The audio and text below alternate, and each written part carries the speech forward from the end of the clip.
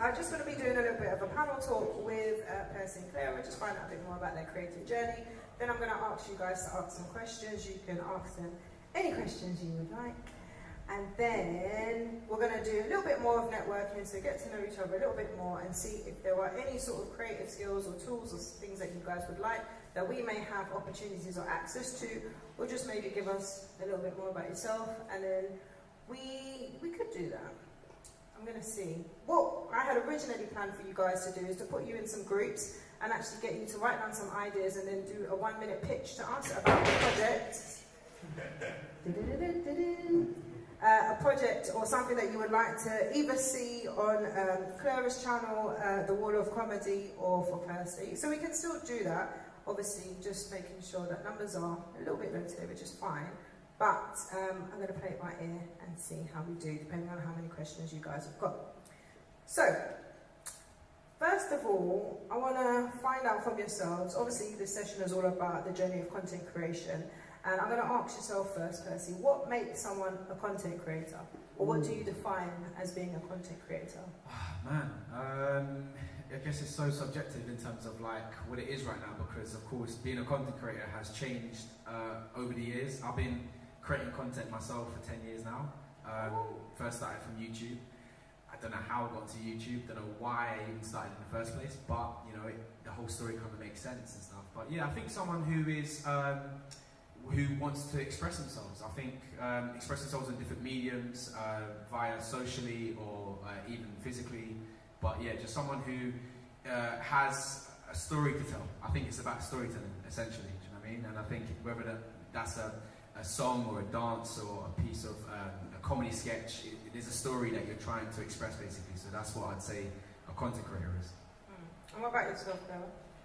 I think that for me, a content creator is just somebody who, you know, as creative people, we kind of have this desire to make things, to do things. We have all of these ideas and we want to actually bring them to life. So I think a content creator is a creative person who brings their ideas to life, whether it's, like Percy said, whether it's music or acting or dance or, you know, interviews like I did. Like, you take these ideas that you have in your mind and you actually bring them to fruition into the real world, and I think that's the creation process, isn't it? So you're creating that content. Would you say that there was a particular defining moment in your life where you recognised that you yourself was either creative or that you wanted to go one step from being creative and actually create? Yeah, I knew in the beginning when I first started creating content that we were doing something that was very different. So to kind of give you more context to my story was that when I went to a school called the Brit School in London, and it's kind of more known for like more music artists, Amy Winehouse and people like that, basically. But Adele went there, and when I was graduating with my friend Javan, we kind of wanted to do things differently. I was going to do acting, and I knew a degree wouldn't get me into an acting job like that, because it's about auditioning, getting experience. And so I remember watching my friend at the time in school, in my class, he was doing YouTube videos, and this is like 2009, 2010, and correct me if I'm wrong, YouTube only began maybe 2005 or 4, so, you know, seeing my friend Marcus do these videos, I just couldn't understand what he was doing, and I just wanted to be a part of it so much. And so before we even created content, I was actually going to Marcus's house to actually help him shoot these videos, because I was so fascinated, and I was also passionate about what he was doing. And then it wasn't until we decided to pick up that camera ourselves and we wanted to create our own web series called Man on the Wall. And it was at that moment we knew that, you know, we were essentially content creators. But the term content creator didn't really come into effect, you know, until maybe about 2-3 years later into our journey. At the time, you know, people would look at our YouTube series. I remember our teachers and some of our classmates in school actually laughed at the fact that we created this web series and we were using YouTube in this kind of way, because it was so strange. Do you know what I mean? This is before Instagram and yeah, you know, TikTok, all this kind of stuff. It was just Facebook, and yeah, us doing that was such a new thing at the time. So yeah, I think as soon as we did Man on the Wall, when we saw the views that we got, that was another thing that was crazy is the fact that... Next question. Yeah. Sorry. So But yeah, in general, it was just when we released our first piece of content and saw the reaction and realised that people from across the country were watching this stuff that we were creating, and that's when I realised, yeah, this is what a content creator is basically. And yourself, Bella? My journey's really different to Percy. So I grew up in Essex. I grew up on a farm in the middle of nowhere, and I was really shy. So I was painfully shy. Even in my late teens into my early 20s, I would struggle to have conversations with people. I would struggle to make phone calls. I would say that I was really like socially awkward, socially anxious, and I had no idea what I was going to do. Like, I literally had no clue. I quit college after the first year of A-levels, and I just didn't know what I was going to do. And I would never even have thought of putting myself in front of a camera because I couldn't talk, so that wasn't going to work, and it just wasn't even on my radar. And the only reason that I ended up presenting in any kind of way was because I went to a party with a friend of my long time ago ex-boyfriend, and it was an industry party, and at the time she was presenting on a TV show on Sky. It was a babe station. And so I went to this party and I met a guy who had a TV channel who was looking for presenters, and at this point I'd had a couple of glasses of wine, so I wasn't as shy. And I was like, yeah, I could do that, I'd be so great. And he was like, cool, here's my card, call me tomorrow, we'll get you in for a screen test, which is like the presenter version of an audition. And I woke up the next day and I was like, there's no way I can do this. I'm not even able to phone his phone. Because every time it was like, I tried to speak, just weird words would come out, you know, like just in no real order. And people would just be like, what is wrong with her? So I did manage to call him. I got a screen test booked in. I actually had a few drinks before I went into the screen test. And honestly, it was the most excruciating, like probably 10 minutes of my life. And I was almost like burning up from the inside, where I was so embarrassed by the words that were coming out of my mouth. It was just awful. And apparently when I left, the producer of the show was like, we can't use her. There's no way we can use her. And the guy that owned the channel, because he'd met me after a couple of glasses of wine, he's like, no, she'll be fine. So they put me on this live TV show, which is brave. And they got the most interaction. So they had a main presenter and then they had a co-presenter every night. And when I was on with the main presenter, they got the most interaction that they'd had the whole entire time. So they kept me and got rid of all the other co-presenters. And that's how it started. And at that point, my aspiration probably was to, interview music artists. And I had no idea how to get there. I literally could not see a path. And I didn't know how that would work or how I would ever be able to do that. And I ended up working for Sky actually for their gaming channel. And it took a lot of personal things happening in my life before I plucked up the courage to say, no, I want to go and interview artists. Like, this is what I want to do. I want to talk to these people. This is what I'm passionate about. Like, I love this music scene. I want to bring these artists to the forefront. I'm really passionate about this. So I got my friend who I'd worked with at Sky to come and film me interviewing like the artists that I could get access to. So I got a couple of artists, like no one really knew who they were, but I interviewed them, and I guess like my interview style, the kind of awkwardness that had been bad for me when I was shy, actually came across on camera really well. And I started off just making videos for this little urban music channel, and the guys that started that happened to be at uni with and really close to Posty from Grime Daily. So I met Posty, and then I pestered him so much. I was just like, you need to let me do this. An opportunity came up where their presenter couldn't interview Lethal B, so they asked if I could do it, and I went along and made him eat chocolate-covered ants, I think, and then that was it. So from that moment on, because that video did so well in terms of views and interaction, I was then officially their presenter, and so that's where I would say that I then was like, wow, I'm actually doing this now. And then at some point, I then went and made my own content off the back of the relationships I've made whilst working for Grime Daily. So, yeah, wild ride. Wow. Wild ride indeed. So obviously, you guys have both been in the industry for quite a long time, and I know we say this word frequently, the industry, but I mean, when I say the industry, I'm pertaining to entertainment and content creation. Would you say that there were some defining moments that have brought you to where you are, either personal things that you might want to share, or just things from a content creator perspective, or any sort of memorable things that you feel like have kind of propelled you to continue? And then we'll get a bit further into the sort of timeline sides of your journeys. Yeah, no, sure. I feel like it's with that question, when I am asked that question, it's always easy to kind of remember the achievements, basically, you know, when we hit this amount of views, or when we were on TV or whatever it was, right, when we was going through the journey. But in fact, for me, the defining moments were, to be honest, our mistakes and our failures, you know. That when I look back at lessons, not failures, your lessons. Our lessons, you're right. But when I look back at the lessons, and that's why we say lessons, is because I'm actually proud of the lessons. Like, I'm happy that we went through those challenges, because that's what has led me to where I am today, you know. So I can't sit here right now with, you know, the kind of like knowledge or wisdom or even character without going through those things, basically. And I think some of the things to kind of give you an example of was when we did our Man and All series, right? So let me just paint this picture for you, you know. So we released this 10 years to this year in 2011, Christmas Eve, and then we got 1 million views for our first episode in a month, yeah? And now this is crazy, because 1 million views it's not like what it is now, you know, with KSI and all these Mr. Beast channels or whatever. Like, I'm talking, to get 1 million views, especially in the UK, was unheard of. And it was so quick in terms of like our lifestyle changing and things like that. But more importantly, we were on this sort of trajectory and this track, and we were gaining this audience, and our whole dream was to get onto TV, right? So we were constantly making content. Every month, it took us a month to actually film all of our content.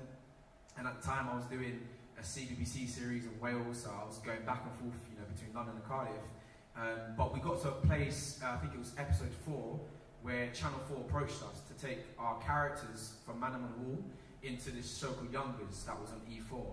And again, it was just like new things that, you know, not many people had done before. And that was our goal. Our goal was to get to TV, you know. So we were so happy. We were so excited. However, the big goal was to have our own TV show, not Youngers, but, you know, a TV show called Man Them on the Wall. That was the one goal, right? And so we did this series called Youngers. We were, you know, sort of 3 characters that sat on the wall, and we were 30-second cameos in each episode. We did 2 seasons of this show called Youngers, and we were getting excited. You know, every time I looked at Twitter, people were talking about us and loving what we were doing. So I really genuinely believed that, you know, we were going to get our own TV show. We was working with a production company in London who promised us the world, and they said, yeah, you know, off the back of this TV show, we're going to pitch you guys to Channel 4, we're going to get it off the ground. And then they told us at the same time, you guys need to stop making content on your channels. And they said that because they believed, yeah, this is TV people who are in their 50s, who don't know online and YouTube and stuff, but they believed that we were saturating ourselves and we were releasing ideas we could put into our TV show, right? So we listened to them, not realizing that we were actually I guess we knew better than they did, you know. And I guess we just didn't believe in ourselves as much as we should have. We were quite naive. I was probably 19 years old at this time. So we listened to them. We didn't create any more content for our YouTube channel. And then that was a year later goes by, because in TV it's so hard to kind of pitch a TV show and get it commissioned, all that kind of stuff. And so a year later, the audience that we once had, completely gone. All those kids that were watching us, they're grown up now. You know, they're watching new people. And by the time we wanted, you know, we got into the room to pitch our TV show, no one cared anymore. And so why that was so defining is because we were at the place where we were going to quit. We were like, you know what, enough's enough. We've done this for 5 years now. We've not made any money. And I'm sick and tired of it. You know, we were getting recognized in the street. Oh, you know, young baby tiny whiny taking a picture. But then I couldn't afford to even catch the train. I couldn't even afford to feed myself. Do you know what I'm saying? You know, times were really, really hard. So this is why it's so defining. It's because we made a conscious choice to continue. And in fact, we went and took our Mandan brand and we took it to a live stage show at Hackney Empire. Yeah, we did a live show, again, embarking on new territories. And then we also went into radio. And so we basically diversified what we were doing with our content. And that's a big part of what I'd say to a lot of people is evolution. You know, every year or just with your strategy of what you're doing, it's always about how are you evolving? How are you evolving to just times, you know, are changing basically. Do you know what I'm saying? So that was so defining for me because I learned a valuable lesson in perseverance. You know, like us not giving up that day. I remember exactly. We were sitting on near the River Thames, near Waterloo South Bank. We were like, yeah, three of us were all agreeing that, yeah, I'm not doing this anymore. And then, funny, like it was a madness. We actually saw our manager walk by. I don't know what he was doing. He was having a meeting somewhere, but we saw him. We went up to him. We said, you know, it was Uncle Dennis at that time, and we said to Uncle Dennis, look, we want to pack it in. We give up. And he said some very, very valuable words to us. And again, at that point, we made a conscious choice to continue and put our trust back in ourselves and put our trust back in our brand. And then, you know, since that moment, that was it. Like no other challenges we faced ever defeated us, because we realized that if I hit that lowness before, then nothing can't touch me, basically. Do you know what I'm saying? So, you know, even since that day, of course, we've had more challenges hit us. We've had a whole Facebook page of 9 million followers deleted from Facebook, where we had I don't want to go into too much stuff, but we had a whole team of 20 people we had to let go in a blink of a night. And so, you know, again, loads of challenges, but it didn't stop us. And now we've evolved to a place where we're producing content for brands, working with Foot Asylum, with Philly, Chunks, and all the kind of guys you see on YouTube and stuff. But, you know, we've managed to get through. Wow. I know, innit? I don't remember what the question was now. Do you know what? You won. Yeah, so it was about defining moments with memorable moments, or even defining moments in your career that have really like changed the trajectory of like what you're doing. So I think for me, there's been a lot of kind of personal things that have happened in my life that have impacted who I am, but also the kind of content that I create. So when I was doing my stuff with Grind Daily, so I was doing interviews, and then I came up with these kind of concepts and formats that I wanted to do myself. So I had an interview series called Heart to Heart. I had another series called Week to Week, and I was making these series, but at the time, actually, my sister was really ill with breast cancer. So my older sister was a couple of years older than me. She was diagnosed with breast cancer at the age of 25, and she was ill for 6.5 years. So a lot of the time, I would be, I guess, like for me, making that content was my outlet from what was actually happening in my life, my kind of escapism. And, you know, I remember I would be like on a video shoot with like Sneakbo and Chipmunk, interviewing them, doing like behind the scenes, and then I'd be going to hospital straight after to visit my sister.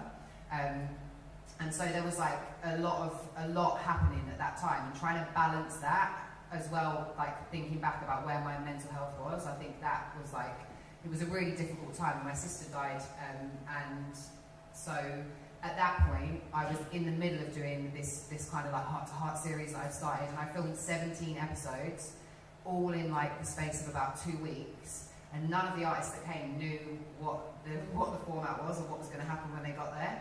And luckily they trusted me enough to show up, and they showed up, and I had this kind of like whole set with incense sticks and like yoga music playing and like cushions on the floor, and their faces were just like, what is going on there, or what are you doing? And I think they all thought it was crazy, but I really used that kind of space as, I guess, as my escapism from what was happening like personally. I learned how to edit, so I edited all 17 episodes myself, so it was literally just me the guys were there to help me with the studio. They set up the cameras, they literally pressed play and then left, would leave me with the eyes, and then I edited, as I said, like all of those episodes myself, managed to get them all out. But what that meant was that because I had 17 episodes, I didn't have to worry about next week's episode or next week's episode or next week's episode. They were already there and they were banked. But that was like a really, A, it was a difficult time because I had a lot going on personally, but B, I think it showed me what I was capable of. And I'm not sure up until that point that I felt like I needed to rely on other people. So it's like, if I want to get this done, someone's going to have to shoot it for me, someone's going to have to edit it for me. Like, I'm not going to be able to do it unless there's this whole team of people. And I think in that space, I proved to myself, actually, no, you don't need a whole team of people. If you put your mind to it, you can actually get this stuff done on your own. So I think that was like a really kind of defining moment for me, that I had that power. I would also say, I guess in the same vein that Percy's talking about, like if I look at, instead of failure, I say there's only feedback. So there was a time where I put my heart-to-heart interviews out, and my friend worked at Channel 4, and he's like, I'm going to take it to Channel 4, I'm so excited about this, they're going to love it for like their shorts. And my heart-to-heart series was like a lot of questions about sex. It was kind of quite cheeky, and he had shown it to a group of people, and apparently there were 2 women in the room who were just like, no, we don't understand this, it doesn't make sense, why would she do that? And he kind of came and fed that back to me, and it was the thing that stopped me. I stopped, at that point I stopped. So that happened, this is in the space of a week, that happened, and then the guy that I was working with to help me, who had the studio that was helping me with Heart to Heart, decided to sit me down and say, look, I really need to tell you something. There's a lot of people in the industry that are kind of talking about you, and they're saying that you're cold and rude, you come across as cold and rude. Now remember when I told you that I was really shy and awkward, and so although I could be really kind of chatty and happy on camera, as soon as I stepped off camera, I would be like, I just felt really awkward, and I decided people didn't like me. That was something that was reoccurring, like a thought that I had. So I would go into situations, and unless somebody was like, oh, hi Clara, so nice to meet you, then I could be like, oh, hi. If they were just like, you alright? I would be like, yeah. So people were thinking, how is this girl so confident on camera? And then we're meeting her, and she's rude, like they were just assuming that I was rude. And that kind of, when he told me that, at the same time as this guy telling me about the people at Channel 4, it spun me into, I didn't get out of bed for 3 days, I was just like bawling my eyes out. I was like, this is the worst thing that can happen, I don't want people to think that about me. But what I will say is it really made me do some real work on myself, to the point where I was like, right, how can I get better at this? How can I get better at communicating? How can I get better at networking? How can I become more confident in all situations, not just on camera? And I would, when I was going to kind of auditions or meetings, because even in those, I'd go and meet with people from channels or from different radio stations, and I couldn't talk to them, and they just were like, who is this girl? Because we've seen her on the tape and she's cool, and then we're meeting her and she can't have a conversation. So I would go lined up with questions, so I would have cues with me, so that I could ask them questions, so I could start the conversation. Because once the conversation started, I was fine. So that was something that was really important for me, was like, how can I build some kind of structure to help me develop these skills? Because interpersonal skills, networking, being able to talk to people, also being able to get your ideas across, right? To communicate your ideas if you can't communicate them. And like I said to you before, literally I would open my mouth and just weird words would come out. And people, I'd see them looking at me like, who, what, sorry, what? And so I really had to work on that. So I think those kind of things happening that sometimes at the time feel almost like the end of the world can really switch things up for you. And the only other thing that I will say is I had, as I said, I lost my sister to breast cancer. I also lost my mum to breast cancer when I was a child. And so they did a test on me, and I have a genetic or gene mutation, so that gives me like a higher risk of getting breast cancer myself.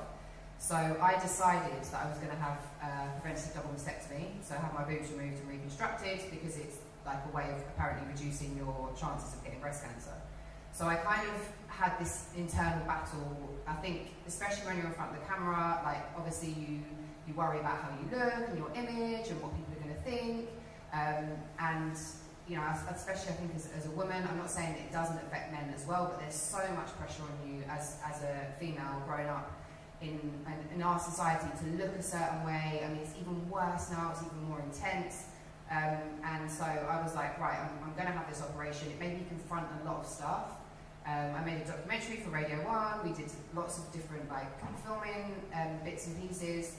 And once I'd had that operation, it was a huge thing for me in terms of finding love for my own body. It completely changed my relationship that I had with my body and my appearance, and made me way more confident.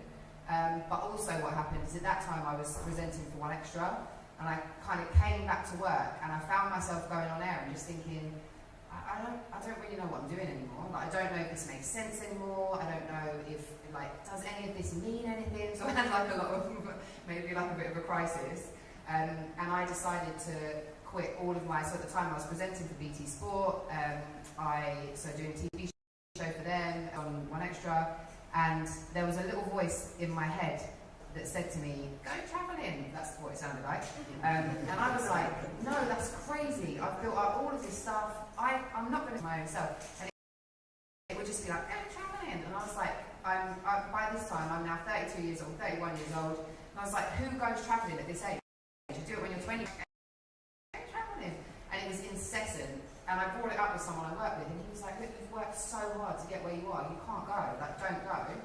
And I was like, yeah, you're right. And then, no, you can't on him. So I was like, okay, cool. I'm going to just put this to my friends and family, and all of them were just like, there we go. So at the start of 2016, I quit everything. I packed a backpack, which was never something that I thought I'd ever do, and I went to the Caribbean, South America, a little bit of Central America for just over 10 months.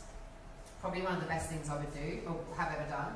So I would just say, when you're in this world that is content creation and creativity, sometimes you have to stop. Like sometimes you need to stop, and that's for your own personal growth, for your mental health. Like, don't be afraid to do that. And I think there's this constant pressure that if you stop, you're going to become irrelevant, and no one's going to know who you are. And that might be the case, but for me, I always feel like if I did it once, I can do it again.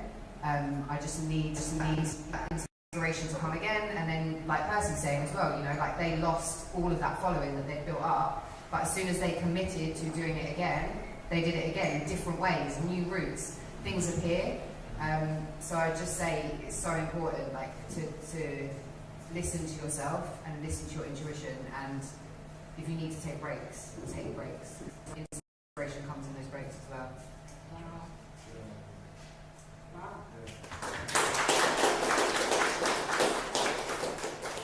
We're going to be getting some questions in about 15 minutes, so start thinking about some questions. Timelines. Obviously, you guys have both been in the game for quite some time.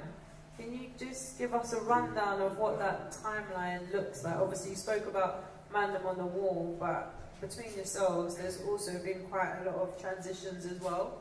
So, what does that look like? And I will say, actually, before you even say this, because I remember at the time, most of you would know that I used to work in a school, so I was a head of Key Stage 4. My background is actually youth and community development.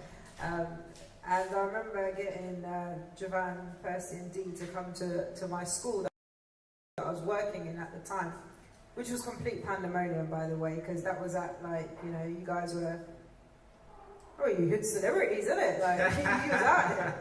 And it was quite crazy, but at that particular time, I remember you came to the school, you did an assembly, and from thinking about then to now,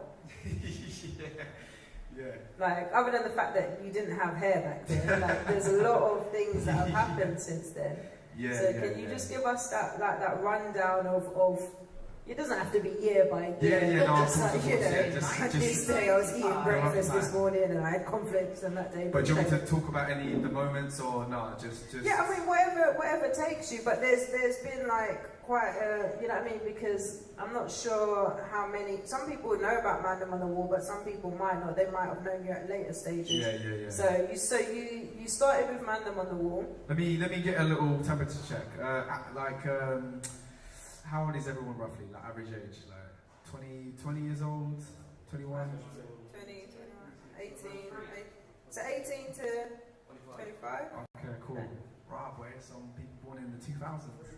Oh, no, are we talking people born in like 99? Oh, I don't even know. Like, I'm almost hitting 40, so I don't know. Okay. Yeah, I feel so old in it sometimes. You know what it is? It feels. No, you know like that. It's because, like Clara, you know, like, because we've seen how much has changed in terms of creating. We've seen how much the scene has changed. Yeah. That sometimes it's a bit like sometimes pinch myself because I remember going to a Sunday show in London and it's like that's where Ed Sheeran was performing with Mo the Comedian. Yeah. Exactly. Yeah, we were all there in the audience, so it's mad to see your friends or people you know doing, like, I'm talking crazy stuff. Like, what's happening now is crazy. But do you know what's interesting, just before you go forward? Before you guys came to the school, a lot of the students weren't even talking about content creating on YouTube or what have you. Yeah, no. Because this was like, I think I stopped working in that particular school in 2016. So this would have been before then. Yeah. And it wasn't until you guys came to the school that people were starting to say they wanted to do YouTube and they wanted to do content creator. Yeah. That was a shift as well, because when I was growing up, people picked up their phone to write bars. Like that was it, music, period. That was the only thing, right? You know what I'm saying? Yeah. Malachi though, yeah. I mean, I only downloaded Snapchat so I could catch my students. Malachi knows the sound system days, yeah. No, but to take you through the timeline for myself, right, is that so 2011 is when I first started YouTube. I've kind of spoken about that. That's when we created Man on the Wall. I don't think I've explained what that is. Hands up if anyone has seen Man on the Wall at all, one or episode, heard of it, whatever. Okay, cool. So those of you who haven't, it's fine. It's a long time ago now. But we did this web series with 3 boys on a wall, essentially it was just on YouTube, right? So we did that in 2011, and we took that up until 2015. That is where I spoke about the whole kind of quitting aspect and stuff like that. Went to Hackney Empire 2015, and then phenomenal show, by the way. Thank it was you. absolutely outstanding. I was blown away, to be honest with you. Listen, I was just gassed to see, I think we had Lenny Henry in the crowd, and just people that I just grew up watching, going, oh my god, how are they in this audience? But what was amazing was the fact that we had a show that had people as young as say 7, 8 years old to someone who's your grandma. Do you know what I mean? So a proper show where for the whole family, and we made a conscious choice to not swear as well. So that was just part of our branding thing. But anyway, let me not go into too many tangents. But so 2015 is where we did the live show and the radio stuff, and then. 2016 is where this is a big part, we actually stopped Man on the Wall, and overnight we changed everything from Man on the Wall to the Wall of Comedy, because at the time we had gone through a lot of things, as I mentioned, and my thing was that I didn't want anyone to go through what I went through, because we were lucky. We were lucky the fact that there was 3 of us working together, hands up if you work in a team right now, if you work in a team on any projects, yeah? So imagine now, or hands up anyone who works solo, anyone who works by themselves. There we go, right? So why I say we were lucky is because, I only could talk the fact that I was in a group, is because when I was going through a hard time, I had people in the team to pick me up, right? And when you're by yourself, so like Clara was talking about, it's a conversation with yourself. You really have to push yourself and motivate yourself. So we wanted to give people the opportunity to not go through what we did. It's as simple as that. We felt like we had done enough and we had experienced enough to know how can I advise the next people coming through, right? In terms of people who wanted to create content. And also we were coming up with new ideas. It wasn't just Man on the Wall. We had loads of ideas that we wanted to do. So in that same year period, we actually did a film called The Weekend that was on Netflix with a comedian called Kojo, and we set up the Wall of Comedy. Our first ever kind of talent that we worked with at that time too was a boy called Young Philly. Hands up if you know Young Philly at all. Yeah. So Young Philly is a comedian, presenter, entertainer. But at the time when we first saw him, he was on Snapchat, and we were so amazed at what he was doing, by himself and this raw talent. And with the platform of Wall of Comedy, we wanted to take people like Young Philly, bring them into our world, and give them the resources that we didn't get. So whether that's a camera team, whether that's just anything to help his social growth, and then eventually that turned into helping him to get brand deals and such and such. So the Wall of Comedy was birthed. We somehow figured out how to make money on Facebook, so Facebook started to monetize like YouTube does, and then we built a team of 20 people. We had an office in London underneath the umbrella Unilad, so if you've seen Unilad, we were kind of working with those guys closely. And then this is 2016. I'm also an actor as well, so I was acting, in different projects with Channel 4, BBC. And then in the year 2017, I got my big acting role, which was on Netflix called The Innocents. And so I went off to Norway and I did 6 months filming with some incredible people. But at the same time, my business partner Javan, we were both trying to run this company, and that's when we stole Vashti from the stuff that she was doing. Was like, Vash, we can't do this without you. And Vashti's exceptional, by the way. You know, there's a real reason. Yeah, round of applause for Vashti, man. Yeah, like, on a real one. You know why? Because you see all your favourite people. Yeah, I promise you this, man. There is a team and there's an engine behind those people. You know, and especially myself and Javan. Like Vashti is our anchor, like proper anchor. She's been with us from a long time and just been riding with us. So I appreciate you so much, man. But when we did, Vashti was part of the team. When we did our rebuild, Vashti was a big part of that rebuild. You know, we moved into a new office in like 2017, 18, and it was, to be honest, it was a youth club, and luckily Vashti was there to help us organise these, you know, new people that were working with us. But essentially, what we were doing with the Wall of Comedy, we were creating content. You know, so with Young Philly, we were creating content on YouTube. We did something called Who's the Daddy that was on Facebook as well. Steve-O. Yeah, Steve-O, the madman, was working with a lot of people. We did something called Group Chat as well, that was on YouTube. And then we, in 2017-18, we met a guy called Rapman. A Rapman he's a director. He's done a film called Blue Story that was in the cinemas about 2 years ago. So we met Rapman before that. We did something called Shower Story. And so Shower Story was a 3-part series, musically narrated series, and we basically it was like mini short films, and we did that in 2017-18. That did, you know, a madness, did like 15 million views basically across the whole series, and 22 now, and Rapman's now signed, like, you know, he went to like, you know, Jay-Z and Netflix and stuff. So through that time, it was exciting to see the fact that I worked with someone who went, you know, elevated themselves basically to a whole new level. And then I'll say, to wrap it up, 2018, we moved into actually producing content properly, because, you know, before we were doing it for ourselves, but we realised that we had such a knack for producing content, we wanted to work with other people, you know, brands, other channels, and so we started to work with Foot Asylum. So anyone who's seen like Foot Asylum's content on YouTube, that's the team, the Wall of Comedy, Wall of Productions that produce a lot of the bits there. So does the shoe fit and all of those kind of things there. And yeah, now we're kind of heavily, we've changed again, we've evolved to the Wall of Entertainment, because it wasn't just comedy what we loved anything that told a story.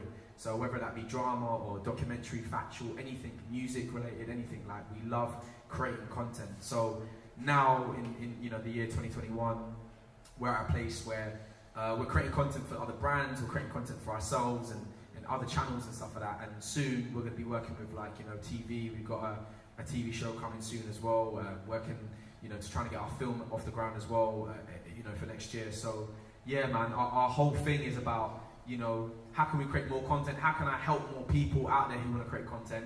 And maybe I might compete with Netflix one day, man. That's the dream. I can't lie, yeah. Netflix, you better be, you know what I mean? Better be ready. Where's Netflix, yeah? But on the real one, man, I just wanna change the game. I wanna change the game, because, you know, those of you here, you guys, you know, you're from Gloucester or you're not from London, maybe, yeah. You lot, I understand how hard it is for you, yeah, to break into the industry. Do you know what I'm saying? In London, there's a lot more opportunities, I should say, right? And it's harder, right, when you're not from London sometimes, because of the opportunities. You know, big up to Malachi for this amazing centre and what you do, man. And that's the feeling that we have with the industry. The same thing, you know. We have this thing where we can't get inside. You know, we're trying to get through that door and that door and that door. Now we're like, you know what? I'm trying to get into your thing. I'm gonna create my thing over here. And you can see that with music. You know, look at the music artists right now. They're global. You know, Dave is doing arenas. Like, it's crazy. So what I'm saying is that the culture is building itself. So now we're able to compete with the likes of BBC Three. You know, when I'm creating content, I'm hearing that, you know, the commissioners at BBC Three are watching my channel to see who's next. One, I can say that's lazy, but also two, we're doing a very, very good job. The fact that they now have to keep up with us in terms of who is the next person they're going to work with. You know, I remember we worked with Munya Chihuahua. Anyone who's seen Munya, right? Worked with him, took him to one of the channels, I can't say, but they were like, who's this guy? Not really sure. Now, Munya's everywhere, do you know what I'm saying? So, you know, we ain't got to worry about that, you know? We got to worry about just ourselves and building our audience and entertaining, you know, you guys. So, you know, like, yeah, that's, I'd say, the rough timeline. Amazing, amazing. Claire, I'm going to ask you the same question, and then directly after that, guys, we're going to go into Q&As from yourselves, so be getting your questions ready. In terms of timeline, I mean, I don't know how you remember all of that. My memory is really hazy. I'm like, was it 2014 or was it? But what I will say is, I mean, some of it I've already mentioned to you anyway. So the presenting thing happened by mistake. I was doing kind of lots of stuff on Sky, and it was gaming, so it would be like roulette or blackjack or, you know, all of that kind of stuff. And that wasn't what I wanted to do. I knew I wanted to do entertainment, and I think I started, I can't even remember what year it was when I managed to get this channel that was called Officially Urban to allow me to interview people for them. And so I started going to events, and I mean, the first event we were at, it was like Wiley was there, like Skepta was there, so we had access to all of these people, so we were interviewing them, because at that time as well, the scene was like, we're talking like 10 years ago, it was really different, and access to people was so much easier, because at that time, it wasn't what it is now. And so I started off on those kind of levels, mostly like red carpets, trying to grab hold of people, get interviews. The worst one for me was when I did a whole interview with Skepta, and then realised I hadn't switched the mic on. So I had to go and get him back, and he did come back to redo the interview, so that was like really cool of him. So that was kind of like how I started, just grabbing people and being able to have chats with these people. We'd turn up at events, you just have a camera and a top light on a camera and like a wide mic like this, and just be shoving the mic on people.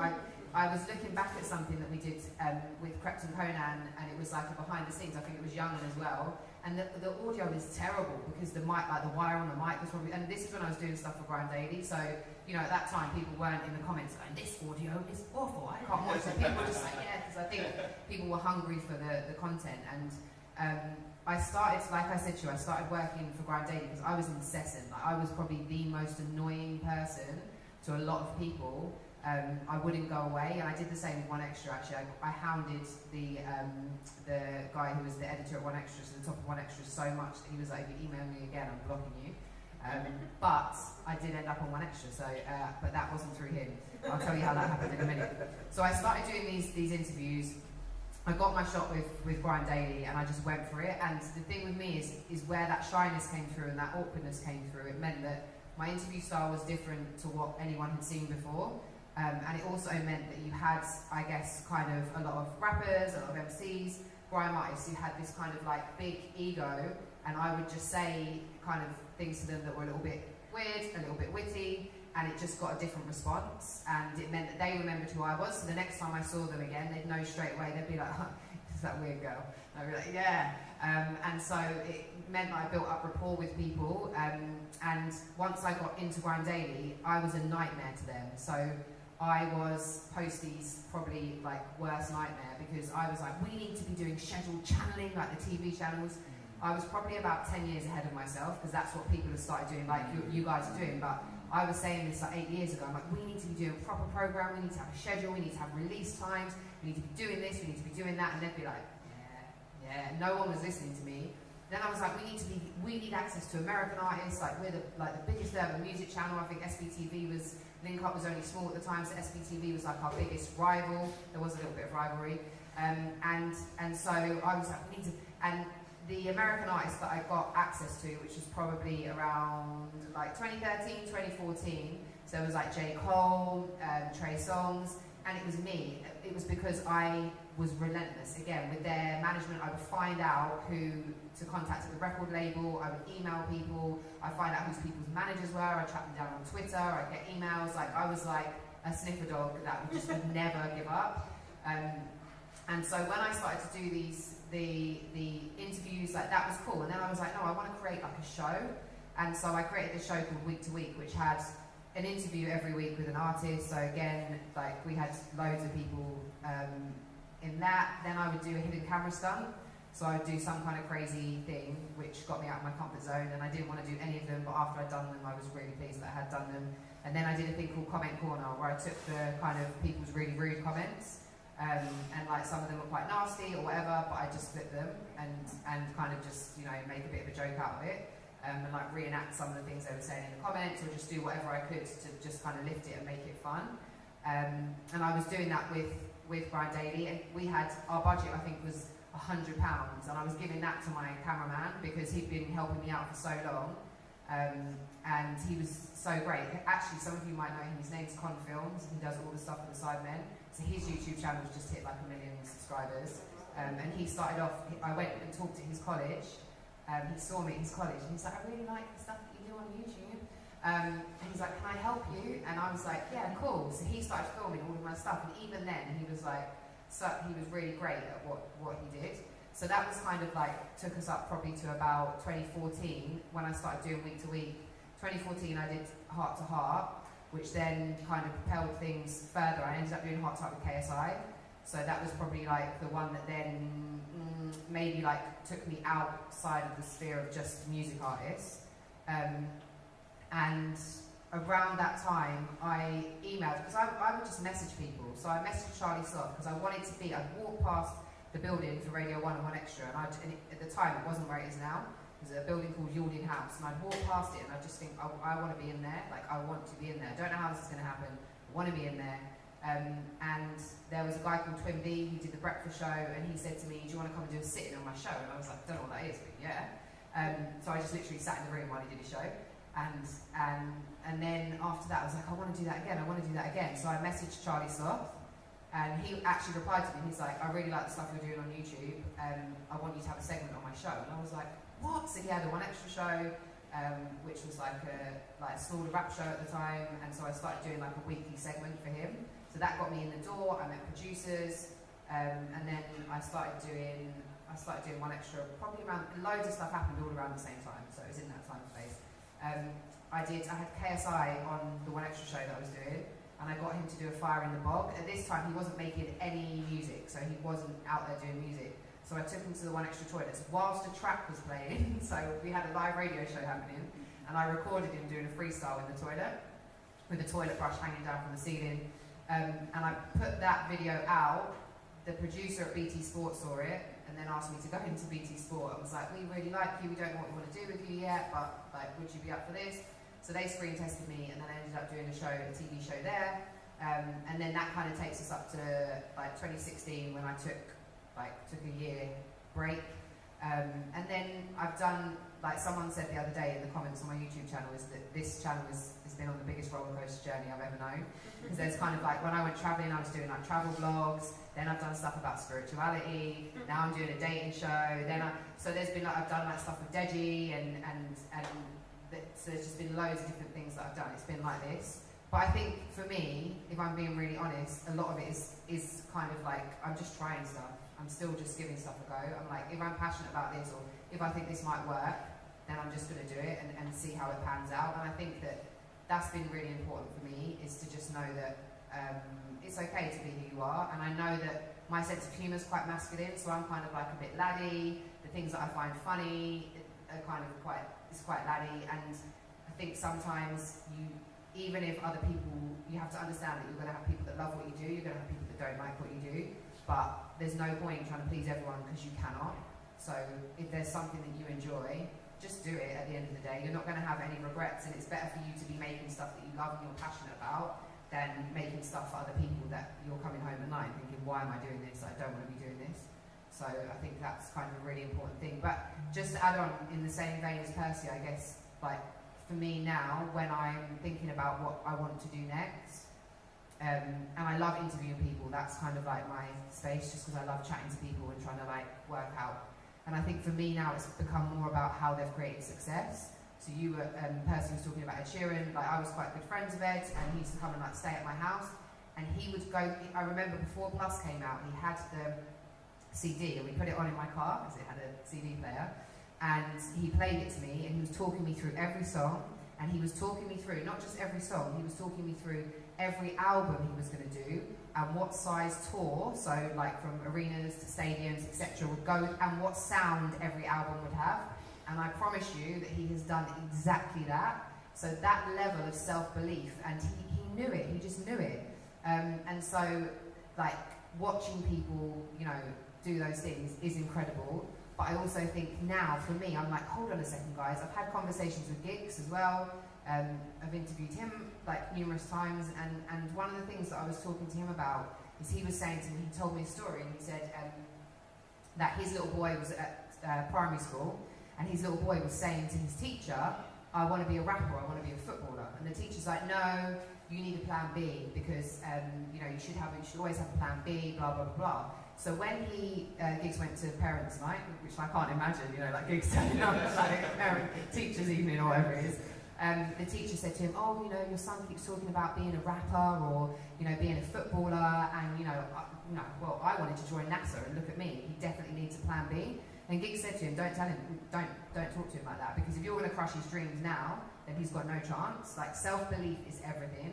And so I think that my understanding of that and my learning of that, and the fact that I definitely didn't have that for a long time, and knowing how that's implemented or affected my journey, means that I want to make sure that what I create has that message in it, so that people are learning from it. Because I guarantee you, every single person who's doing incredibly well, every single person that you look up to, whether they know or not, is in some way using like kind of things, universal laws like the law of attraction or manifestation. You know, all of these people are using this stuff. They visualize it, they see it, they feel it. Yeah. And I think Drake's like a perfect example. Someone put up like a thing, I think of him driving, he used to rent like once a month, like a Bentley or whatever, and drive around Toronto, and he used all of the money he had, but he was creating something because he knew where he was going. So I think like that is what's important for me to put into content, is this kind of idea that you can do anything. Any one of you sitting here today can do anything, even though you think, oh no, it's not possible. It's possible, but you have to know, and you have to believe it. And at first that might feel really alien, but the more you can picture it and the more you can feel it, you'll make it happen. You'll make it happen. So yeah. Wow, it's a lot of gems, isn't it? Gosh, I feel a little tingly inside. And I mean, some of this stuff is what I already know, but it's just different when you go through it again and you kind of do like spot checks. And most of you will know my journey in terms of like where I am in creativity, but I actually did a degree in youth and community development. As I said, you know, I used to work in a school as head of Key Stage 4. And one day I literally was just like, yeah, this ain't it. And I just quit my job. And kind of like, I knew that I wanted to be in more of a creative field because I'm a creative person. I think for myself, I knew quite early on that I was a creative among creatives. So my family is very, very creative in the musical sphere and outside of that. And in fact, one of my cousin's songs has been nominated for yet another Grammy, we found out today. So one of my cousins, Ryan Wade, he was one of the writers on Gibeon, which is Heartbreak Anniversary, and it's now up for Best R&B Song for a Grammy, which... And Fair Trade by Drake. Two. This year? 2 this year. Oh wow, I haven't even got to that page of Instagram. See, I'm behind you. I haven't been on Instagram today because I've been doing up tourist in Gloucestershire, in the Shires. I went to the cathedral, I did. Oh, I did. Is that a good accent? No, not really. But I went to the cathedral today and stuff. But anyway, you know, before going off. So I was literally sitting at my desk, and as much as I love my young people and I love my students, most of you know I can't really, like, I just tell the truth and I say it as it is. I'm very blunt, and I felt like there was a lot of, I call it politics going on in the school. So I felt like there was a lot of things that was happening that was outside of my control, beyond my control. And I just wasn't comfortable with the way the school was behaving towards some of my students. So I decided to leave. Did an assembly, my last assembly, and the only thing I remember about my last assembly was saying to my students that I'm a flower in bloom and I need to find the right soil. And I recognised that the school soil was dry and crusty, and I needed to find something else that was going to water me and actually enable me to continue with my purpose and my gifts that I felt like I had. And I devised a plan to retrain myself and become a teacher and do a PGCE and teach and emigrate to Jamaica in 2018, which is my home country and the country that I have dual citizenship for. And went to go and speak to Javan about my aspirations and what I was planning on doing, and he invited me down to the Wall of Comedy offices just to see how everything was going, and I had a couple of t-shirts that somebody had asked me to give to them, so I did, and went into the offices and saw a budget Facebook sort of set up where people were doing whatever they wanted to do, and I said, oh, maybe I could just help you with a little bit of administration, which is what I said. And about a week later, I was told by Jovan Wade that I would not be going to Jamaica, I would not be becoming a teacher, and that I belong to the wall now, which was his exact words. Damn straight. And here I am.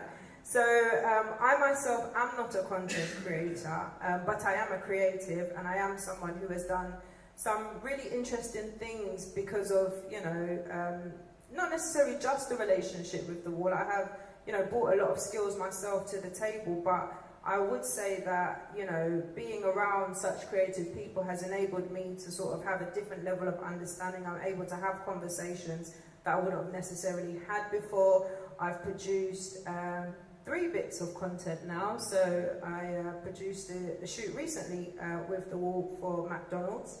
I produced the D Block Europe and Dave Playing for Keeps music video alongside Rapman, and I also produced a music video for a well-known artist called Da Vinci. So being in that creative space has enabled me to sort of dabble with different things as well that I have been interested in. And yeah, I do a lot of writing. I used to be a songwriter. I still write poetry to this day. So all round creative. And you know, it's been absolutely amazing to sit with some of you guys collectively and individual and just hear your aspirations. And I know sometimes I get like really passionate for you because I'm like, I just need you to get over to this hurdle because I know what that is. But yeah, it's not. The journey of content creation is not always about being the content creator yourself. It's not always about being in front of the camera. You can equally be a creative like myself and still operate in different spaces where creation is happening and still be very fulfilled with that if you're not, you know, one who wants to be in front of the camera, which I really don't want to be in front of the camera when I don't want to be. I mean, other than for reasons like this, but outside of that. But I will say about Vashti, I met Vashti at Wall of Comedy, and yeah, well, just since I met you, I think from the first moment I met you, we've just been friends, I guess, kind of. Pretty much, no? Oh, we're friends! Oh, memo! Not already. Yeah, definitely. But I think you're, like, Vashti's the kind of person that when you do have ideas, that you can, like, talk to her about those ideas, you can flesh them out, you can discuss them. She's, like you said, you're always really honest. So, and I think you need that. Sometimes you need people to be like, no, that's not going to work, or have you thought about this, or what about that, and actually question things. And yeah, I think you're that for a lot of people as well. That you're that kind of like behind, like you said, or like Percy was saying, behind every single thing that you see or person that you see, there is this kind of like whole team of people, and Vashti is a whole team of people in one incredible person. Just amazing. Thank you. That was off scripted, by the way. But we're going to open up the floor for questions. Indeed. We're going to open up the floor for questions. So, guys, if you have a question, I don't know if maybe I might maybe come up and I'll give you the mic. How's that working? No? Okay. Joe's just looking at me like, what you talking about? Okay, alright, do you know what? How about you just come up and then just ask a question? I'm conscious of, obviously, mics with the videos or stuff like that. Or just shout it and we'll repeat it. And then we'll repeat it. Okay, cool. We can do that. So, who's got a question? Jordan, I already know you got a question, so why don't you go first? Yeah, I just wanted to say, obviously, thank you for giving us your time today and stuff. Really appreciate it and everything you've been telling us so far. We've taken it in and it's like really interesting to hear. I'm just curious about, because I know you guys do like a variety of things, and like myself, like it's actually often when someone asks me like, what do you want to do? It's like I've actually done quite a few things, and it makes it hard to actually understand what it is specifically I might want to do, or do I want to do something specific, if that makes any sense. So like for me personally, like I do a bit of artist management, but then I've done like event promotion, but then it's like, you know, and I'm at a really weird crossroads because I've just finished like my degrees and stuff. Two. He said Yeah. degrees Come on, man. and Come on, stuff. big up. Cool. Yeah, love that. Masters as well. Masters as well, yeah? Cheers. And Sorry, just had to embarrass you a bit there. I just feel mad awkward with people like I don't know what to do with people compliment me. I don't know. Join the queue. Yeah. So is it kind of about fine-tuning your craft or understanding? Like just sort of understanding how you approach like, you know, what you want to do and like how do you even manage that, you know? And even when you are, if say you do multiple things, how does that look like? How do you manage that? How do you stop it from being overwhelming?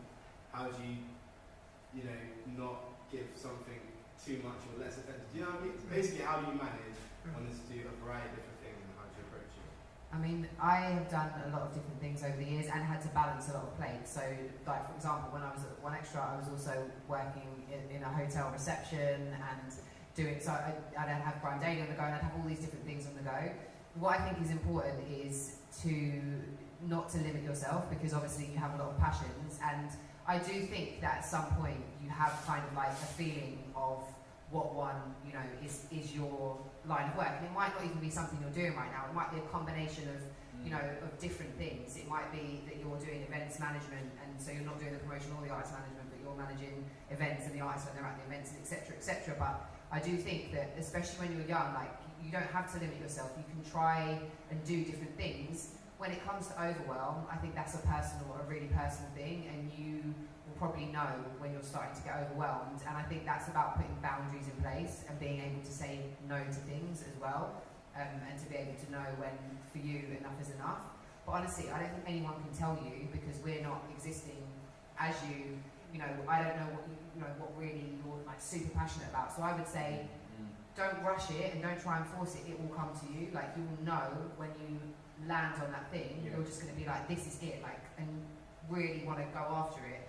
And I think until that point, just try out like different things. Don't limit yourself. You don't have to do one thing. I've had so many people over the years, like I've been to see agents and stuff, and they're like, so what do you want to do? And I'm like, well, I want to make TV. And they're like, well, what TV? And I'm like, well, I want to do this. And they're like, no, you need to choose one thing. And I'm like, I left one in tears. I was like, no, I can't choose one thing. So I think, like, for a lot of creative people, we have multiple things that we want to do, and it might be that some end up just being hobbies or things you do occasionally, but there'll probably be one thing that really gets you, and when you land on it, you'll know it. Or it might be something you're already doing now, and you'll have one experience in that where you're like, yeah, this is it. Now I can see further forward.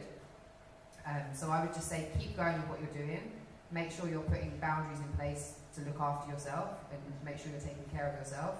But don't be afraid to try different things and do different stuff, because if you don't do it now, it's only going to get harder to do it. Because when you're like 30 and you say, oh, I wanted to, not that you can't do it at 30 or 40 or 50, but it's just things change harder. as well, Yeah. isn't it? The culture changes. But I would also say to that as well is that as creatives, we just need to accept that we're multi-talented. Like, I don't think that there's anything that I can't do, but I say that in saying that each part of my journey requires different skill sets from me, and the part of my journey that I'm at dictates what I do. So now, when people ask me, like I had a conversation with someone today, and they said to me, I don't mean to be rude, but what do you do?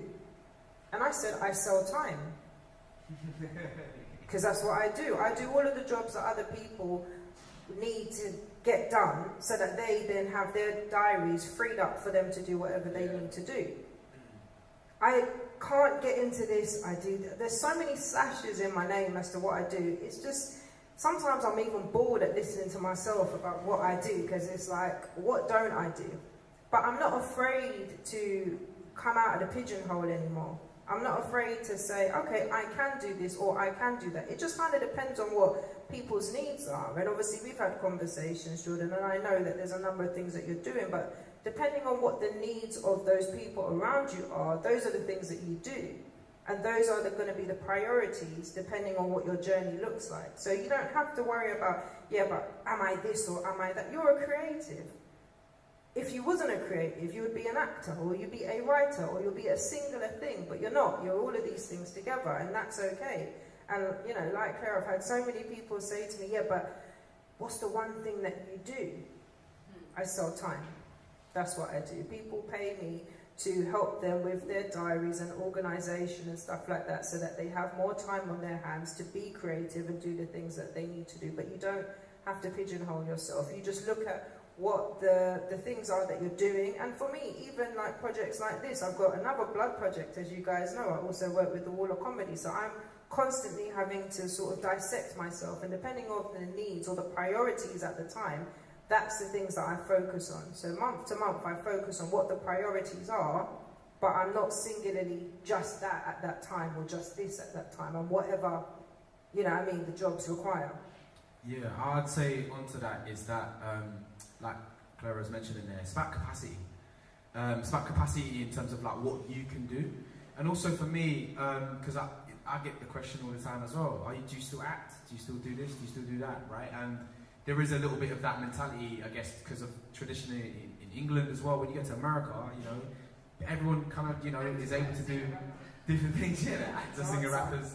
Jamie Foxx, I don't know what he can't do. Do you know what I'm saying? But I think it's about capacity, and also I think it's about what is your strategy. Do you know what I'm saying? Because a lot of people, sometimes I meet, and it's like, even if you have, it's okay to have even one skill set that you're very passionate about, but be passionate about that thing and be effective in that thing, right? Because there's no point trying to balance all these plates and you're not actually breaking any kind of doors with them, right? And also, it's about, yeah, just being effective in what you want to do, and also strategy in terms of like, for me, right, I'm an actor, I'm on sets with you know, producers, writers, directors. That feeds the other hands that I'm washing, you know what I'm saying? So like, with my production company now, I'm able to talk to those execs about my ideas now. So my slashes, right, work well with the overall objective, basically, do you know what I'm saying? Like, I'm not trying to dabble into, I don't need to dabble into music, do you know what I'm saying? Like, I don't, I mean, no. I could, but it's not part of my plan. Do you know what I'm saying? And it's about, for me, about my capacity. You know, I have the capacity to do what I'm doing, but also for me, it makes sense to the plan, and I'm being effective in doing those different things as well at the same time. Just going on from what you said about strategies, sometimes people have like goals at the end, and let's just say that you're on a journey and you know, you're getting in the car, and every time you stop at somewhere, you think, oh, maybe this is what I need to be doing, or maybe you're stopping at writing, or maybe you're stopping at producing. You know that you want to get to the destination, but sometimes you have to get in a car and you have to go to lots of different, you know, places before you get to where you are. You know, you look at Purcell, and Purcell had Mandem on the Wall, and it's very comedic. People didn't actually realise that he was, I'm not saying that comedy isn't serious acting, but, you know, people didn't know that he was also a dramatic actor because of the journey that he took to get there. But sometimes you have to open up your horizons and look at other avenues to get you to the place that you've got. You know, you look at Young Philly. Young Philly is a presenter, he's an entertainer, but he's also an artist. And, you know, you read some of the comments sometimes, and people are like, just because you can, it doesn't mean you should. Why the hell not? If I can, why wouldn't I? Like, if you can do something, why would you not do something just because other people don't think you should be doing that thing? Do you know what I'm saying? If I had a platform, well, I'd be spitting bars every day. Do you know what I'm saying? Like, just to see if I can. Oh, get out here and, you know, I think that people should do anything that's on their heart that they want to do. You don't have to stay at that particular place, but just know that it's an avenue that you tried, it worked, or know that actually what you're doing now may open up a door for something else. When I was working with the guys on Shiro's story, I was just trying to help. That then led me to producing a music video. I Ratman knew full well I ain't produced stuff before, but he saw my skills and he saw the organisation and felt like, actually, I want to give her an opportunity for this. Somebody else that I brought onto that set to actually do behind the scenes pictures, he wanted to become a videographer. So I said, you know what, why don't you come and take some pictures and let's just, you know, get you a feel of how this works. He's now completely moved from teaching where he was into being a full-time videographer, and had a conversation with me this week and said that particular piece of, that opportunity that you gave me actually opened the door for my work that I'm doing now. He now works with BBC and lots of other people. So sometimes you might not necessarily see the journey as linear or straight, but there's different places that you can go that will take you to the same place. So, next question. Yes. Just going on from that one,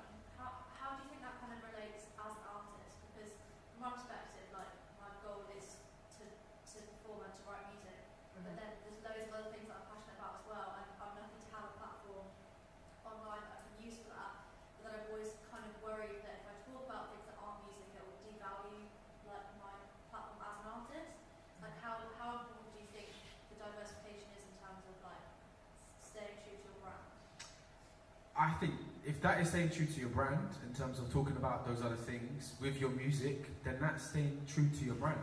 You know what I'm saying? Like I meet a lot of, we work with a lot of labels now. They're so excited about people that bring much more than just sometimes even the music.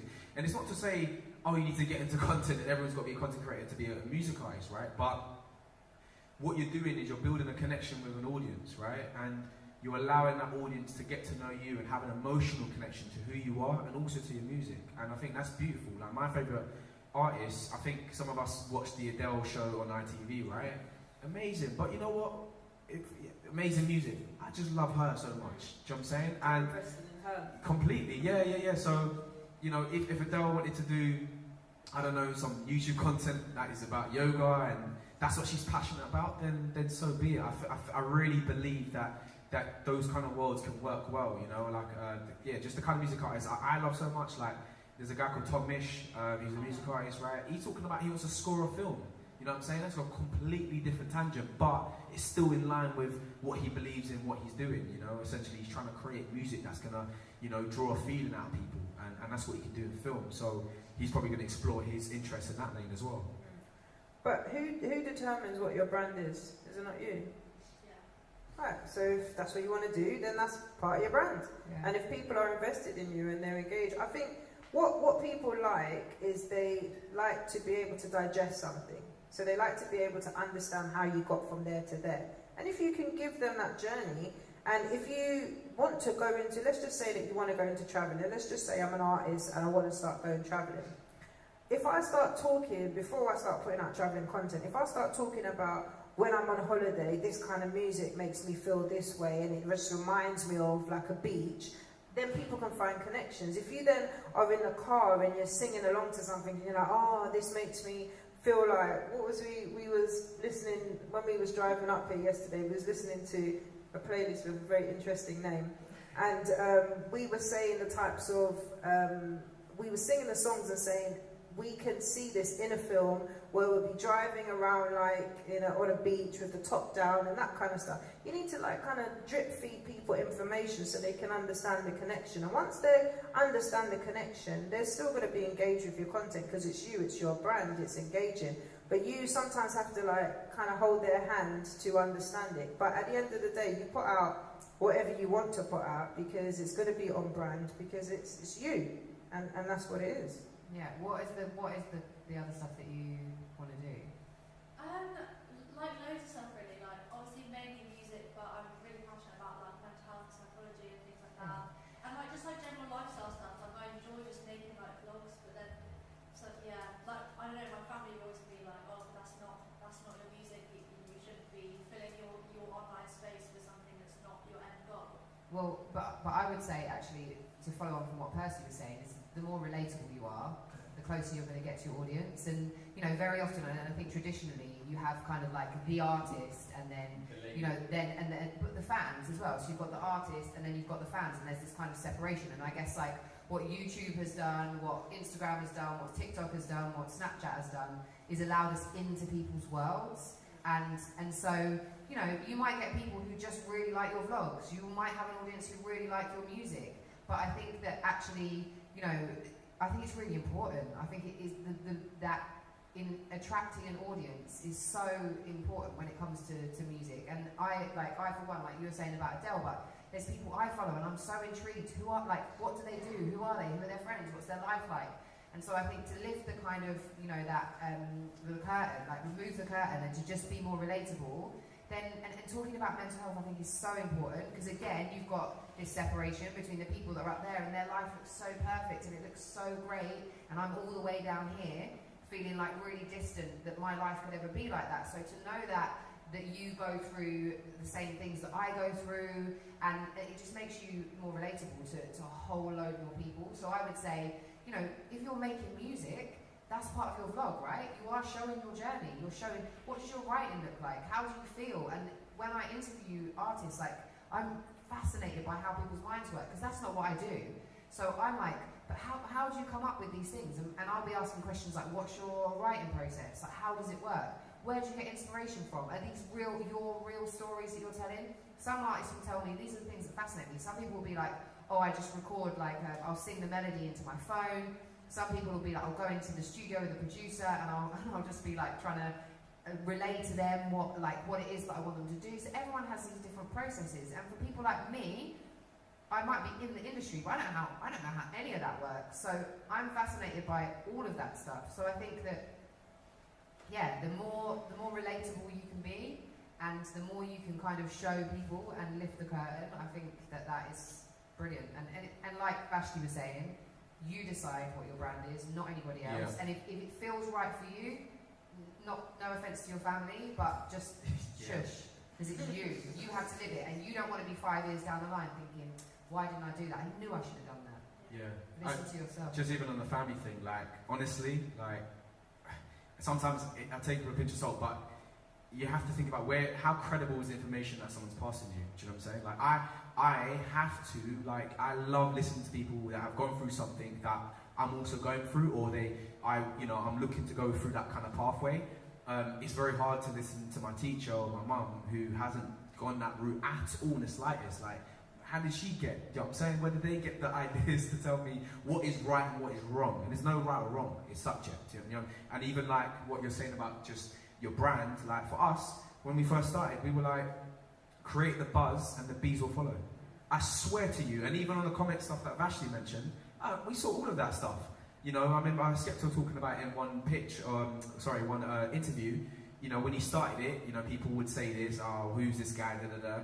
Then the next transition is, oh yeah, have you heard that guy called Skepta? The next transition is, oh my god, check out this new tune. And the last stage is, I'm a massive fan.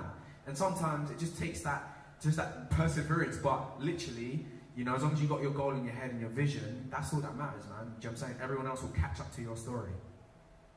It's really important as well to get like maybe some music mentors or just like business mentors or people that you look up to who are in your field, as Percy said.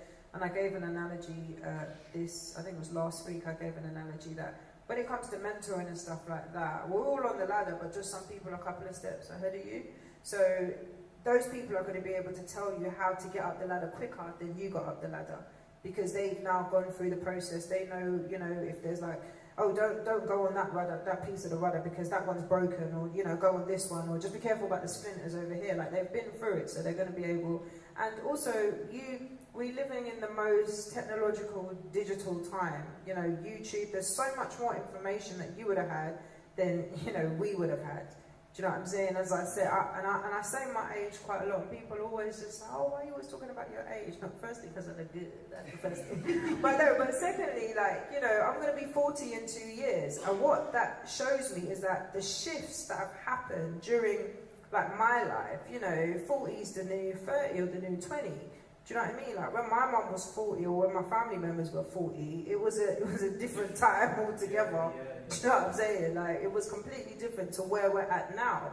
And so the access that you have, access is a massive thing. And most of the things that I do, all of you sitting here, you might have had like creators or YouTubers that you probably really enjoy watching. I've probably had some kind of access to all of them or been in their journey somehow. All of us have probably spoken to different people or what have you, and it's really important to know that with the saturation of messaging, it's really important to kind of fine-tune certain things, because you are just going to be bombarded with lots of different things, but the things that you're trying to use to fine-tune your journey, those are the things that you need to kind of hone in on. So as Percy said, not saying that your family are not credible, but get people who have been on the journey that you've been on before. Now on the journey that you're looking to aspire to be. So those people who have been through certain situations, who will understand things from the perspective that you're coming from, and yeah, that can give you that advice that is going to enable you to sort of fine-tune your skills in the areas that you're looking for. So I hope that helps. Any other questions? I definitely have questions. I have like too many. I guess that's like part of the whole process. Like, sometimes I feel like I have such a weight on my shoulders of just life and other things that I can't decide exactly what avenue or online, like I can see pretty clear visions, multiple ones. Like I've like started walking down a few of them. I don't know what to commit to properly now. Like, Do you? So. Yeah, no. I think what you're talking about is really relatable to a lot of people, and it's an important thing to talk about actually, because for me, when I had loads of things in my head of how am I going to do this or how am I going to do that, just to kind of help you maybe, is that we lived by something called PEP, right? It's an acronym that stands for preparation, execution, and perseverance. And the beauty of the whole of your journey, as you know, whatever you choose to do, is the fact that, you know, even if you could just choose something and see it through, that's going to help enable you to work out, was that for you or was that not for you? Do you know what I'm saying? It's a bit like when your mum says to you, look, try the veg, man. Just try your vegetables, you know what I'm saying? You know what I'm saying? You're like, I don't eat the broccoli, man. Allow it.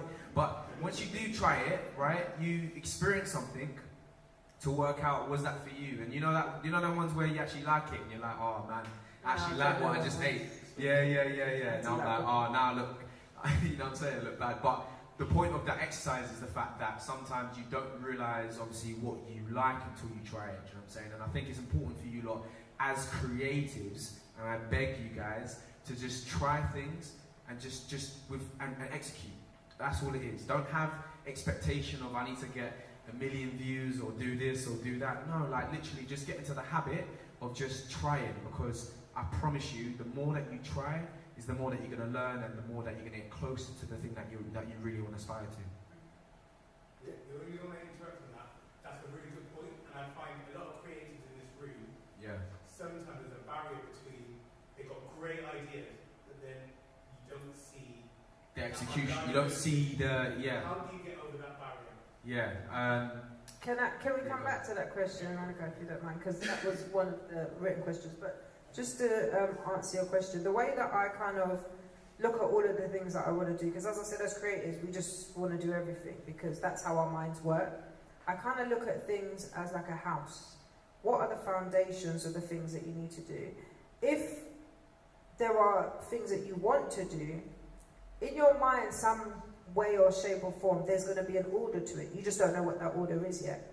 But I can't put a roof on a house until I've laid my bricks, until I've laid my foundation. So what can I actually get done now that's going to enable me to get to that next bit? I can't put windows in if I ain't got no bricks. I need to have a structure. So if you're looking at all of the things that you want to do, you can write down all of the things that you want to do. As most of you know, I like writing things down because then you can visually see it. I like saying things out because then you can hear it. Sometimes what we do is we have so much in our heads, nothing comes out. And it's like reading a book and reading that what something's supposed to say. You haven't noticed that there's a missing word there because your brain already recognizes what it should say. But the moment you read it out and you say, there's a word missing, because now you've actually heard it with your ears. So your mind does like different things to recognize certain things. If you're writing everything down, you're looking at the different pillars of certain things. So whether it be, let's just say for a sec, it could be acting, writing, or it could be like, I don't know, tidying up my room or what have you. What things can I do now? Those are my foundations. What things can I do in the next 3 months? Those are your pillars, those are your bricks. What things can I do in the next 6 months? Those are your windows. Next 12 months, those are your doors. 18 months, that's your roof. So you've kind of already planned out what you want to do, but you haven't worked out the order in what you want to do. Because there's so much information being put at you all the time, which is why most of us can't sleep.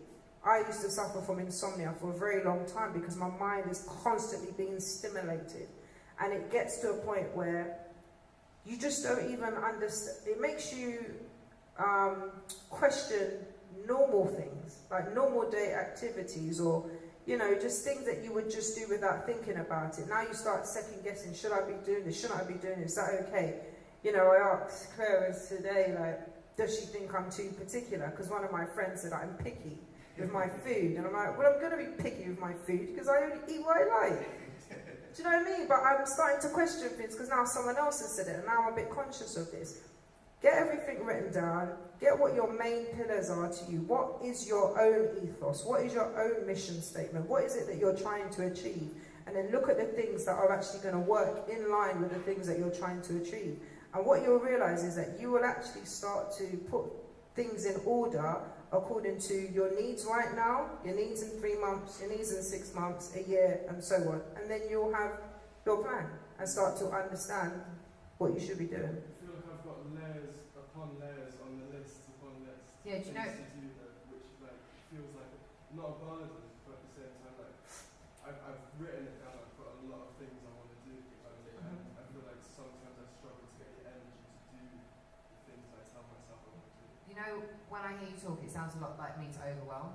So it's like you're so overwhelmed with all of these things that you want to do that you actually don't have the energy to do any of them. That's it. And that's something that I can really relate to, like honestly, and I think that it's like, but I want to do this, but I want to do that, but I want to do this, I also want to do that, and then I'm like, but I can't choose, and I don't know what to do, and then I feel too exhausted, and then I'm just like, I can't do anything, and I just leave. So I wouldn't even get to the stages of planning.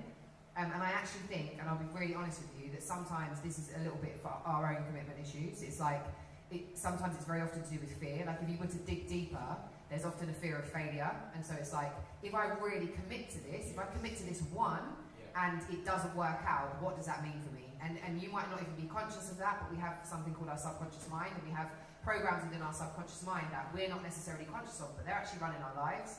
And we pick up those subconscious programs between the ages of 0 and 7.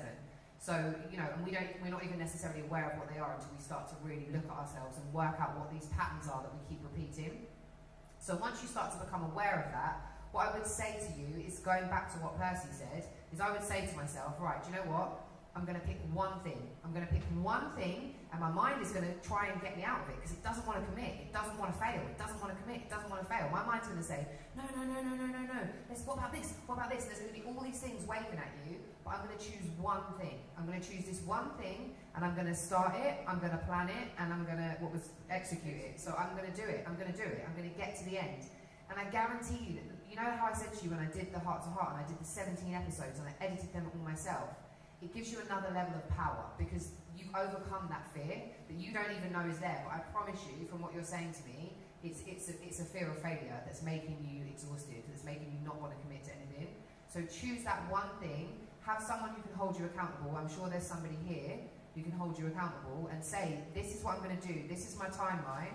And I would pick the one that you have, so like say, for me, for example, if I wanted to execute something and I know that I've got, my friend's a videographer, I would know that my video project's going to probably be the first one for me to go because I've got access to people who can do the things that I need them to do, or I have the skill set already that can get through that thing. Pick one thing and do it and celebrate yourself, and you will, when you get to the end of it, whether it gets 1 view or 1,000, 100,000 views, you will not care. Don't even think about that, because for you the goal is just the execution. That's it. That's you've won. You've won. And once you've done it once, you will trust yourself that you can do it again and again and again and again. Yeah, for sure. I think that's definitely a good point. I feel like everyone knows I do music, like every person in my life, and like I'm quite an isolated life. I think I don't know too many people, so the people that do know I do music. And then if I spend a year or 2 years doing my thing, and then come and put it out, and like it doesn't get traction, or it doesn't pick up, or people don't like it, then what? And I also like I feel like I've definitely like different personalities for different things, which I'm maybe struggling with because like how do you flip between each one? I could give you like 4 different characters, you know, different routes I've taken, and like gone with those routes for a little bit of time. Just to also say as well that in about sort of 5-10 minutes we are going to just do networking with each other so we can answer a bit more in-depth question as well. So we probably will come back to that personally, but I just want to make sure that everyone else can answer their questions and go back to... No, don't be sorry, because it's really important and it's you know what I mean, very relevant. But going back to what you was asking, Malachi, I can't remember, do you remember what the question was? It was basically how do you execute, essentially, isn't it? So you've got all these ideas in your head. This actually relates to what you're saying, yeah? And my biggest thing, Clara touched on it, is very simple for me. is that, and I also get overwhelmed, you know, even with the stuff that I've done, every project, I still get that sort of overwhelming feeling. It's layers upon layers of thoughts and my brain is stimulated. But for me, I have to break it down and go to my to-do lists, yeah? So what is the first thing that I need to do? And sometimes I've done stuff where I don't even know how to approach it. You know, I'm doing something completely new. You know, today I was a first AD on set, right? It's a whole new job that I've not experienced as much before. Huh? Do you want to explain what Yeah, so first AD AD is a person who basically helps to conduct the set. So making sure that we as a crew are on time to what we're doing. So have we shot this scene first? Have we shot that scene second? And you're keeping to the time scale, right?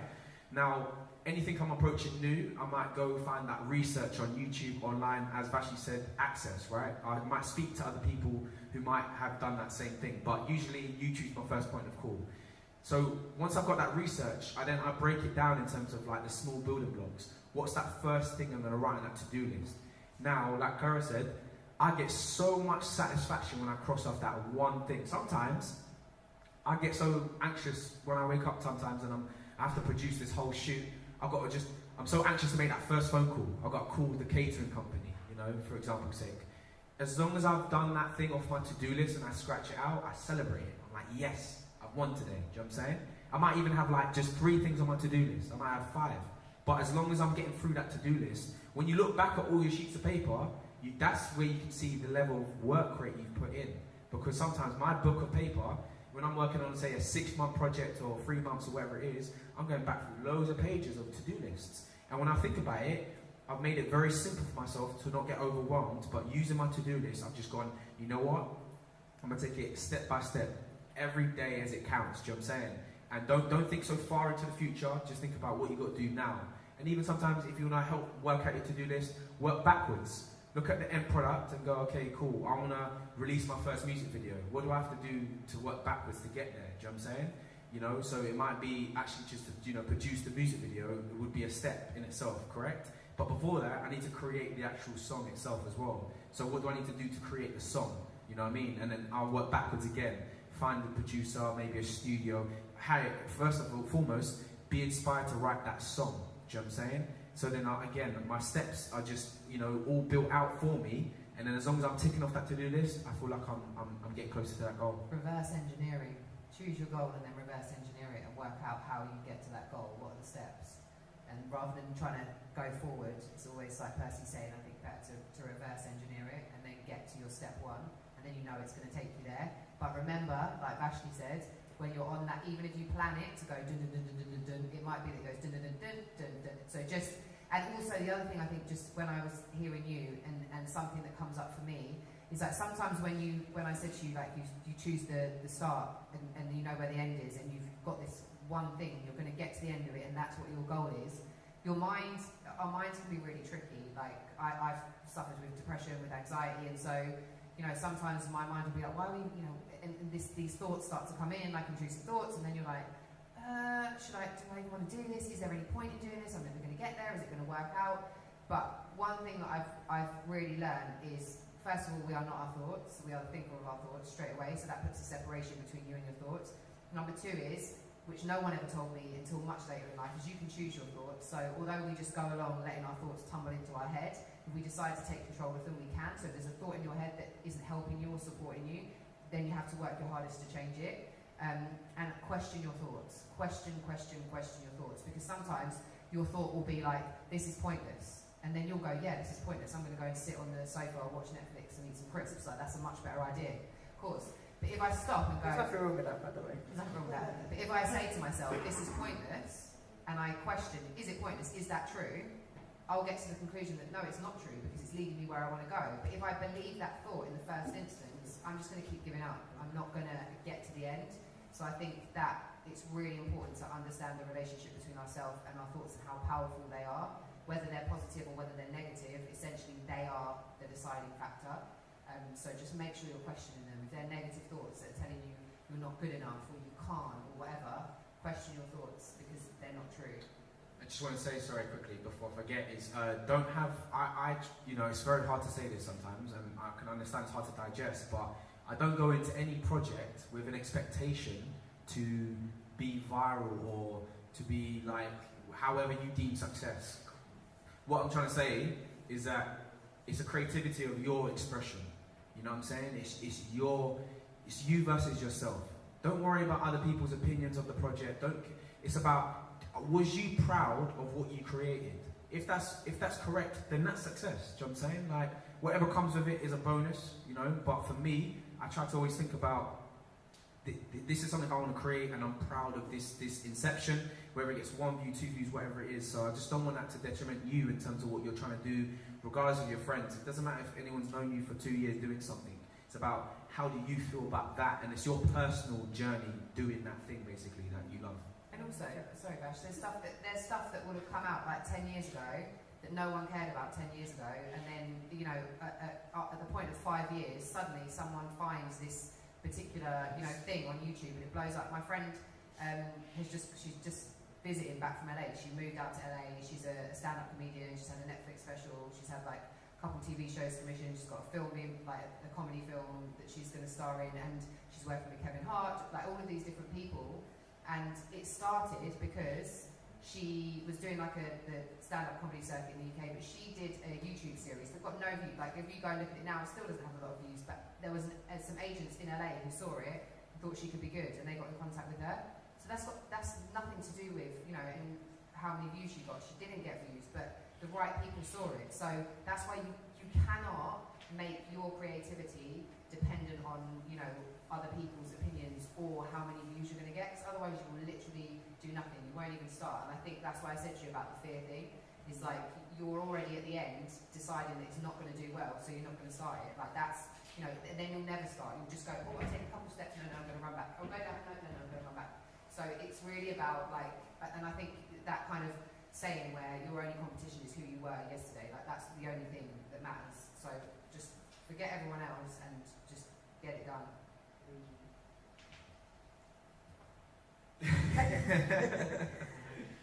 So you would have seen on your cards, those of you that did the icebreaker earlier, that there was one that said, find someone who loved Disney movies. So that was actually me.